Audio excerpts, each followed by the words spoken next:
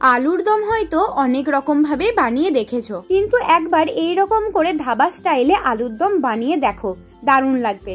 ভিডিওটা স্কিপ না করে খুব ভালোভাবে ভিডিওটা দেখো। সবাইকে স্বাগত ফেভারিট ফুডে।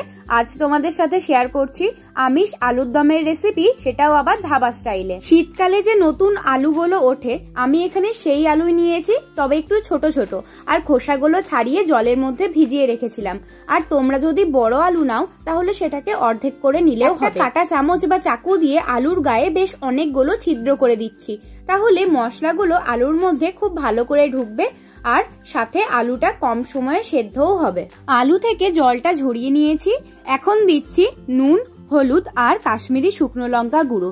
এতে যেমন রংটাও খুব ভালো হবে, আর হলুদটা দেওয়ার কারণে আলুগুলো যখন তেলে দেবো তখন তেলটা কম ছিটকে আসবে।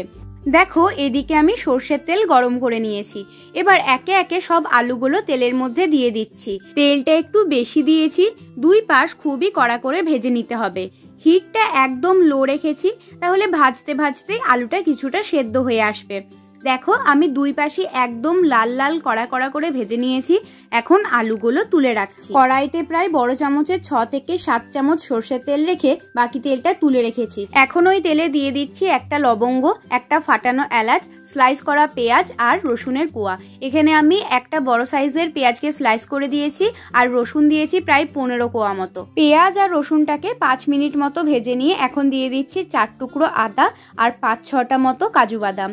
আরো 5 মিনিট এগুলোকে ভেজে নেব। এখন দিতে হবে টমেটো, আর টমেটোর সাথে পরিমাণ মতো নুনটাও দিয়ে দিচ্ছি। এখানে আমি একটা মিডিয়াম সাইজের টমেটোকে কেটে নিয়ে দিয়ে দিয়েছি। একটু নাড়াচাড়া করে হিটটাকে একদম লোয়ে করে 5 মিনিট ঢাকা দিয়ে রেখে দিচ্ছি। এবার 5 মিনিট পর এখন ঢাকাটা খুলে নিচ্ছি।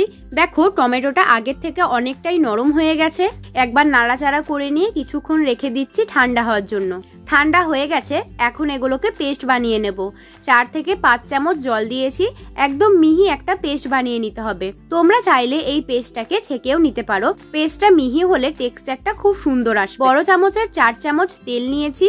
এখন দিয়ে দিচ্ছি একটা তেজপাতা, 2টো শুকনো লঙ্কা আর ছোট চামচের 1/2 চামচ গোটা জিরে। কয়েক সেকেন্ডের জন্য ফোড়নগুলোকে একটু ভেজে নিচ্ছি। এবারে দিয়ে দিচ্ছি পেস্ট করা মশলাটা।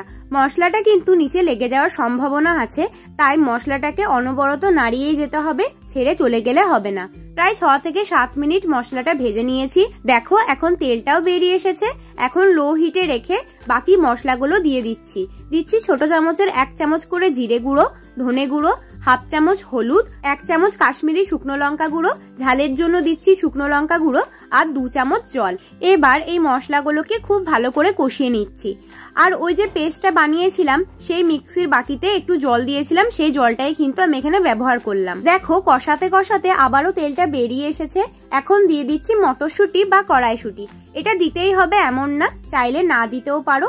মটরশুঁটি দিয়ে প্রায় 5 মিনিট আবারও কষিয়ে নেব। এবার দিয়ে দিচ্ছি ভেজে রাখা আলুগুলো দিয়েও কিন্তু আরো 6-7 মিনিট ভালো করে কষিয়ে নেব।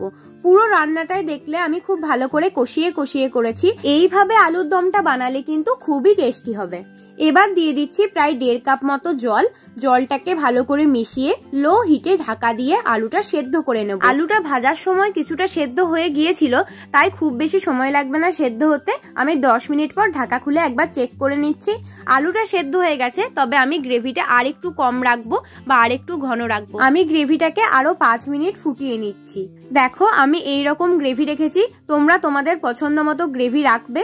এবার দিয়ে দিচ্ছি ছোট চামচের 1 চামচ গরম মশলা আর 1 চামচ চিনি। ভালো করে একবার মিশিয়ে নিয়ে এখন সব শেষে দিয়ে দিচ্ছি 1 চামচ কাসুরি মেথি আর ধনেপাতা কুচি। এবার এই ধাবা স্টাইলে বানানো আমিষ আলুর দম লুচি বা পরোটার সাথে পরিবেশন করতে পারো। রেসিপিটা কেমন লাগলো জানিও। ভালো লাগলে লাইক করে দিও আর চ্যানেলটাকেও সাবস্ক্রাইব করে দিও এমন আরো রেসিপি দেখার জন্য।